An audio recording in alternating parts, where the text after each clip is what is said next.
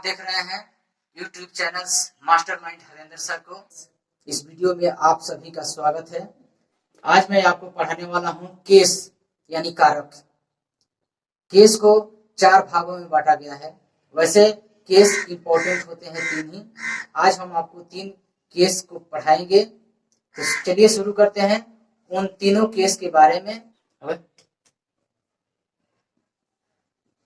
Case यानी कारक, ठीक है। पहला देखिए,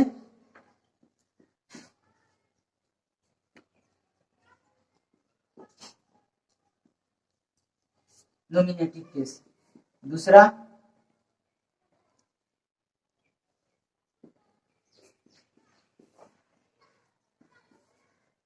ऑब्जेक्टिव केस। तीसरा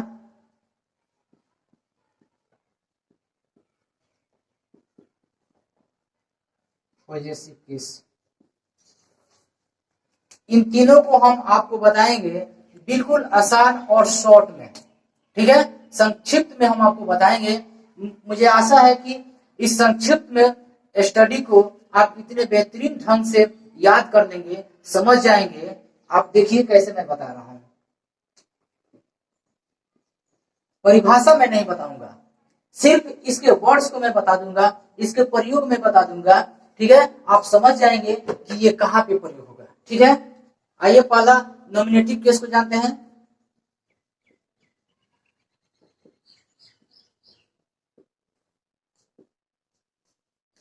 नॉमिनेटिव केस, इसके शब्दों को पहले हम लिखा देते हैं।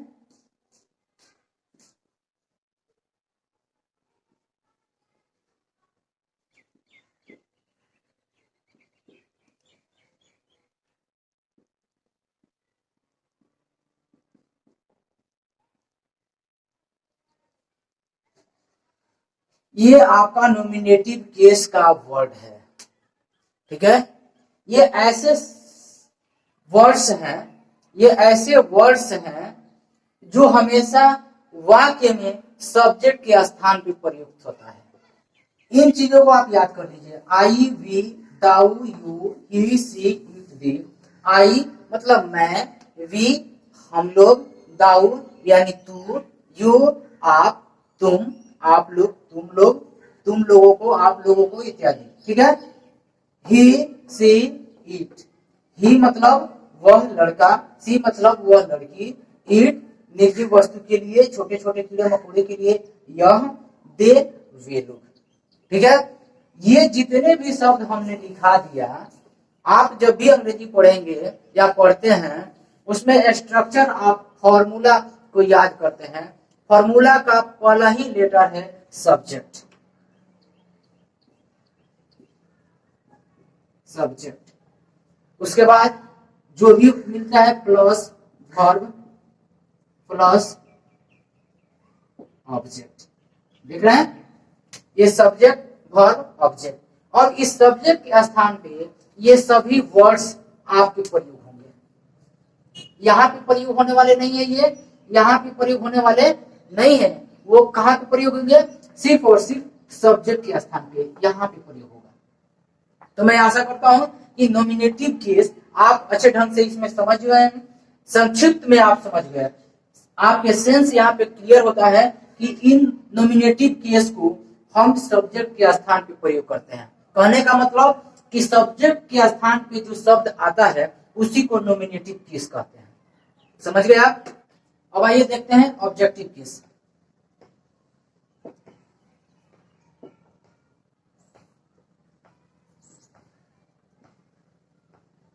ऑब्जेक्टिव केस, जैसा कि आप स्ट्रक्चर जब भी लिखते हैं, subject plus verb plus object, तो ऑब्जेक्टिव केस का परिभाषा कहता है कि वाक्य का ऑब्जेक्ट, ठीक है, हमेशा ऑब्जेक्टिव केस में होता है। अब कौन कौन से ऑब्जेक्टिव केस है जी, एक बार मैं आपको बता दूं।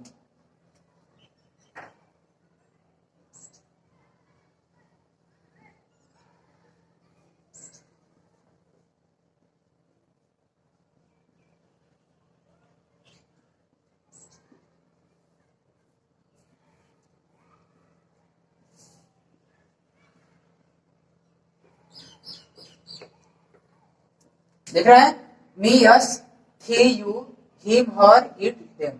ये वर्ड्स ऐसे हैं कि हमेशा ऑब्जेक्टिव केस पे आता है और साथ में इसके पास आ जाएगा यहाँ एक सिंगुलर नाम, यहाँ पे प्लूरल नेम्स, ठीक है। यहाँ पे कोई भी प्लूरल नेम्स ऑब्जेक्टिव स्थान पे या सिंगुलर नाम आ जाएगा ऑब्जेक्ट के स्थान पे। ये जितने भी वर्ड्स हमने लिखा दिया वो सभी ऑब्जेक्टिव केस में आते हैं, ठीक है। तो स्ट्रक्चर का जो ऑब्जेक्ट है वो ऑब्जेक्टिव केस में आता है। मैं आशा करता हूं कि आप इन वर्ड्स, इन शब्दों को आप याद कर लेंगे और इस बात का हमेशा ध्यान रखेंगे कि ये हमेशा ऑब्जेक्ट के स्थान पे प्रयोग होता है और ऑब्जेक्ट के स्थान पे प्रयोग होने वाला शब्द हमेशा ऑब्जेक्टिव केस में आता है। जानते हैं, ठीक है, पॉजेसिव केस को।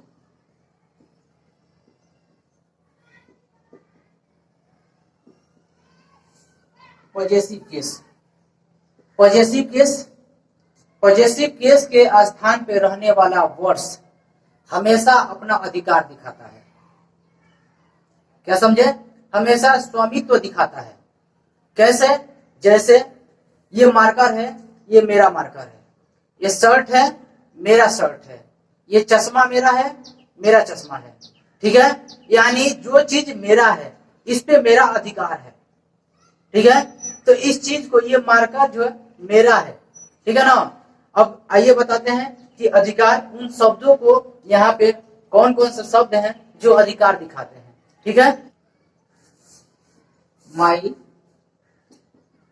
माइन, आवर, आवर्स, दाई, दाइन, your, yours, his, her, hers,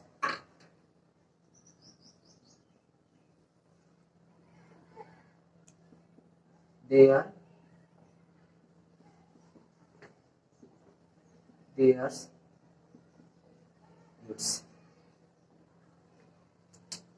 देख रहे हैं, ये जितने भी वर्ड्स हैं वो सभी अधिकार दिखाता है। जैसा ये मार्कर है, मेरा मार्कर है, my, this is my marker, this is my marker, this is our marker, this is our marker, this is our marker, ठीक है। This is your marker, this is your marker, ठीक है।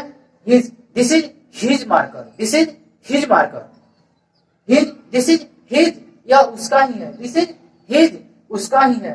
This is her, this is marker उसकी है, this is her marker. Hers को प्रयोग कैसे करें? This is hers, this is hers, या this marker hers, this marker is hers, ठीक है। ये मार्कर उसी का है या फिर यह उसका मार्कर है, ठीक है।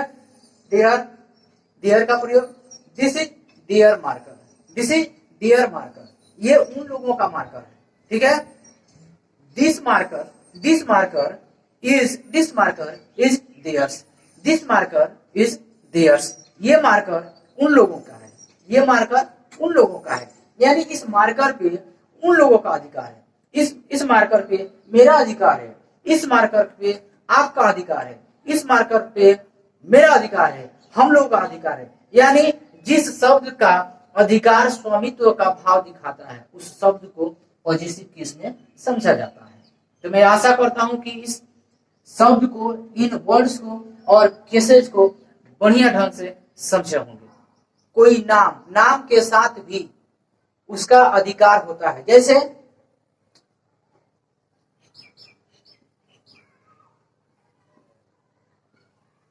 राम के पिताजी, राम के पिताजी, राम्स फादर, लिख रहा है राम्स फादर, ये पोस्ट्रॉफी एस का प्रयोग हुआ है, ठीक है ना। जैसे राम के फादर हैं, राम के पिताजी हैं, ठीक है, ये राम के फादर हैं। वैसा जैसे यहाँ पे अगर राम, सपोज दैट कुछ देर के लिए मान लीजिए मैं राम हूं और अपने पिताजी को मैं क्या बोलूंगा, मेरे पिताजी, मेरे पिताजी। आप क्या कहेंगे, मेरे नाम रख करके राम के पिताजी हैं। कैसे समझेंगे, राम के पिताजी हैं, आप हमको कहेंगे राम के पिताजी हैं, यानी मेरा अधिकार है कि ये मेरे पिताजी हैं। ठीक है, आप कहेंगे ये राम के पिताजी हैं, तो आप कहेंगे कि राम का अधिकार है, राम के पिताजी हैं। समझ में आया? तो मैं आशा करता हूं ये पोस्ट्रॉफी एस जो है अधिकार, स्वामित्व दिखाता है। ठीक है ना, तो आप नाउन्स के साथ ये पोस्ट्रॉफी एस का प्रयोग करेंगे, और नहीं तो ये सभी प्रोनाउंस हैं। इन प्रोनाउंस को याद कर लीजिए कि ये पॉजेसिव केस में आते हैं। ठीक है, मैं आशा करता हूं कि ये वीडियो आपको बहुत पसंद आई होगी। पसंद आई तो लाइक कीजिए और शेयर कीजिए उन दोस्तों के साथ। भारत के हर छोटे से छोटे गांव के छात्रों तक ये वीडियो पहुंचनी चाहिए, ताकि वो लोग भी इस चीज को बढ़िया ढंग से समझे। अभी हम लोग केस पढ़ रहे हैं। केस को 4 भागों में बांटा गया है, जिसमें इंपॉर्टेंस 3 ही है, और तीनों को हम लोग अभी तक पढ़ चुके हैं, और तीनों के बारे में हम लोग काट लेते हैं। मैं आशा करता हूं आप लोग नॉमिनेटिव केस, ऑब्जेक्टिव केस और पॉजेसिव केस तीनों को अच्छी ढंग से समझे होंगे। हाँ, याद रहे पॉजेसिव केस को अभी पूर्ण रूप से बताया नहीं गया है, लेकिन अगले वीडियो में हम इसको बताएंगे। अभी हम आपको बता दें सब्जेक्ट और ऑब्जेक्ट, यानी नॉमिनेटिव केस और ऑब्जेक्टिव केस। ठीक है, तो वाक्य का ये सब्जेक्ट है, और हमेशा याद रहे कि सब्जेक्ट नॉमिनेटिव केस में होता है, ये वाक्य का ऑब्जेक्ट है, और ऑब्जेक्ट हमेशा ऑब्जेक्टिव केस में होता है। ये मैं बोर्ड पे आपको समझा रहा हूं कि ये जो शब्द है आई को मी में बदला गया। जब आई को हम उठा करके ऑब्जेक्ट के स्थान पे लाते हैं तो आई जो है मी में बदल जाता है। ठीक है, अगर जब वी को अगर ऑब्जेक्ट के स्थान पे लाएंगे तो अस में जाकर के बदल जाएगा। वी नॉमिनेटिव केस में रहता है, ठीक है ना। वी को अगर उठा करके ऑब्जेक्टिव केस में लाना है तो अस हो जाएगा। वैसे ही दाऊ अगर ऑब्जेक्टिव केस में ले जाएंगे तो थी हो जाएगा। यू तो यू की तरह रहता है, ठीक है, यू की तरह रहता है। समझ में आया? यू ही रहता है, उसका हिंदी चेंज हो जाता है, मात्र हिंदी चेंज होता है, अंग्रेजी वही होता है। ठीक उसी प्रकार ही को ऑब्जेक्ट के स्थान पे लाएंगे तो ही हो जाएगा। हर को ऑब्जेक्ट के स्थान पे ले जाएंगे, सॉरी सी को ऑब्जेक्ट के स्थान पे ले जाएंगे तो हर हो जाएगा। ईट को ऑब्जेक्ट के स्थान पे ले जाते हैं तो वो सेम का सेम रहता है, और दे को ऑब्जेक्ट के स्थान पे लाएंगे तो देव हो जाता है। और उसी को अगर उल्टा लाएंगे, जैसे मी को सब्जेक्ट के स्थान पे लाएंगे तो आई हो जाएगा। अस को सब्जेक्ट के स्थान पे लाएंगे तो वी हो जाएगा। थी को अगर सब्जेक्ट में लाएंगे तो ये डाउ हो जाएगा। यू को अगर यहाँ लाते हैं तो इसका हिंदी, इसका सेंस अलग अलग हो जाएगा, सेम रहेगा ये। उसी प्रकार हिम को अगर नॉमिनेटिव केस में लाते हैं सब्जेक्ट के स्थान पे तो ही हो जाएगा। उसी तरह से हर सी में बदल जाएगा। ईट नहीं रहेगा, और देम जो है सब्जेक्ट के स्थान पे आएगा तो दे हो जाएगा। तो मैं आशा करता हूं कि इन शब्दों को आप अच्छे तरह से समझे होंगे। ठीक है, पहला सेंटेंस देखिए, सबसे ऊपर स्ट्रक्चर लिख देते हैं, subject plus verb plus object. ठीक है, अब यहाँ पे पहला सेंटेंस देखिए, he writes a letter, वह पत्र लिखता है। ही हमने बताया नॉमिनेटिव केस में ही को लिखा था, आप चेक कर लीजिए, ही जो है नॉमिनेटिव केस में है और ये सब्जेक्ट के स्थान पे है। ठीक है, दूसरा सेंटेंस लिखिए,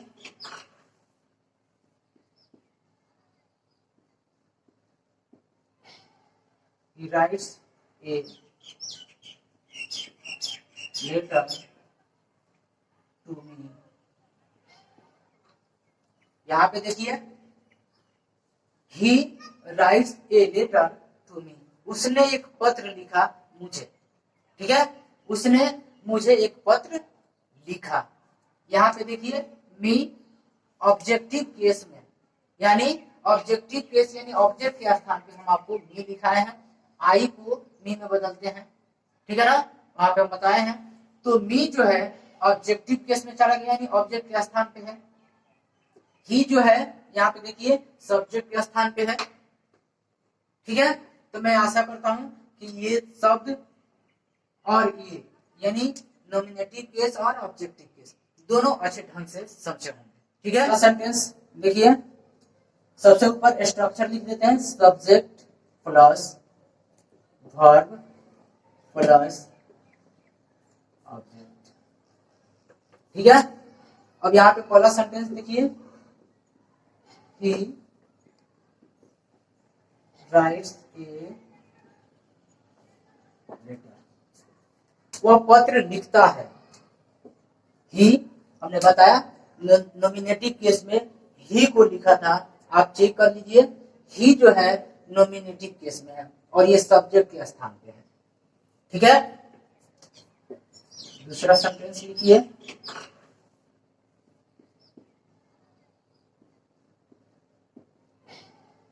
he writes a letter to me। यहां पे देखिए, he writes a letter to me, उसने एक पत्र लिखा मुझे, ठीक है, उसने मुझे एक पत्र लिखा। यहाँ पे देखिए मी ऑब्जेक्टिव केस में, यानी ऑब्जेक्टिव केस यानी ऑब्जेक्ट के स्थान पे हम आपको मी दिखाए हैं, आई को मी में बदलते हैं, ठीक है ना, वहां पे हम बताए हैं। तो मी जो है ऑब्जेक्टिव केस में चला गया, यानी ऑब्जेक्ट के स्थान पे है। ही जो है यहाँ पे देखिए सब्जेक्ट के स्थान पे है, ठीक है। तो मैं आशा करता हूं कि ये शब्द और ये यानी नॉमिनेटिव केस और ऑब्जेक्टिव केस दोनों अच्छे ढंग से समझे होंगे, ठीक है। आइए पॉजिटिव केस में हम एक वाक्य लिख करके आपको बता दें, आपका सेंस क्लियर हो जाएगा। यहाँ पर दिस इज माई बुक, यह मेरी किताब है। दिस इज माई बुक, यह मेरी किताब है। किसकी किताब है जी? मेरी किताब है, यानी मेरा बुक है, मेरा मेरा किताब है। इस किताब पे मेरा जोर चलेगा, मेरा अधिकार है, मेरा। दूसरा सेंटेंस देखिए,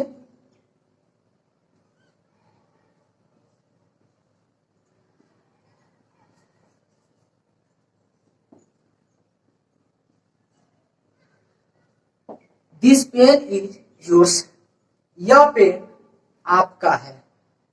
यह पेन आपका है या फिर आप ही का है, समझ में आया? दिस पेन इज योर्स, यह पेन आप ही का है। तो हमने दिखाया यहाँ पे योर्स का प्रयोग किया है, यहाँ पे माई का प्रयोग किया है। पॉजेसिव केस के चार्ट लिखाते वक्त हमने my, mine, our, our, your, yours, yours का प्रयोग किया है, माई का प्रयोग किया है। इन शब्दों का प्रयोग पॉजेसिव केस में होता है, ठीक है। मैं आशा करता हूं कि ये सब केस को आप अच्छे ढंग से समझे होंगे।